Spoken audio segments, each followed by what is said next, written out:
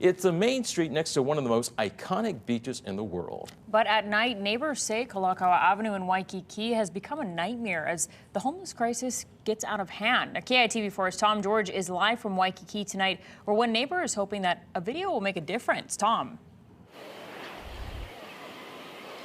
Yeah, well, this is one of the busiest spots in Waikiki, especially right before sunset. You can see a lot of people gathering out here, but even right now you can still see a few homeless people out here, and some people who live here say once the sun goes down, it'll get even worse. That's that area where By day, Carrie Johnson runs tours of the island. Security from the Hyatt made this guy get up and move. But at night, he says Waikiki is far from picture perfect. It's just after midnight in Waikiki. He posted this YouTube video showing what he sees every night, the worst of the homeless crisis just outside his home. In just the span of a few blocks, people sleeping in magazine racks. So that's their offices right there. Some right next to the police substation. There's a piece of the gate that's busted there. I wonder where that's from. Right here, maybe? Closed off areas broken into, and this angry confrontation and attack on someone in a wheelchair.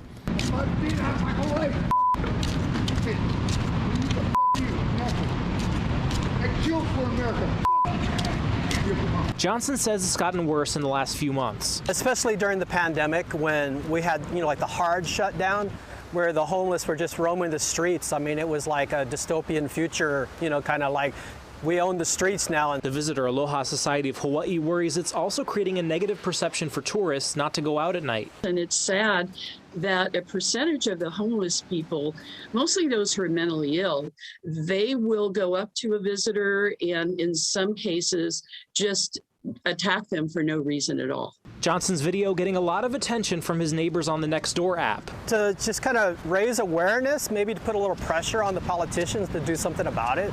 One of those politicians and neighbors, State Representative Adrian Tam. I was shocked by it. He says part of the problem is many homeless people in Waikiki are on private property, making it difficult to get services. It's something he hopes to change. There's almost nothing that can be done for us to get onto them because we need to find the owner's permission. That is something that we are going to bring up in the legislative session to see what can be done to take out the middleman and to get those services onto that area. This video sparking a conversation and hopefully some change. This has been a problem for like decades, really, and nothing seems to have been done about it. Definitely a problem that has a lot of people frustrated, and I did just get a response from Honolulu police. Just to put it in perspective for you, they say in August and September they made contact with about 300 homeless residents in the area in Waikiki, but of that, only 10 of them accepted some form of permanent shelter. Now, in the meantime, Carrie, who shot that video, says he will be out here shooting more of those videos in order to get the message across. Reporting live, Tom George, KITV4 Island News.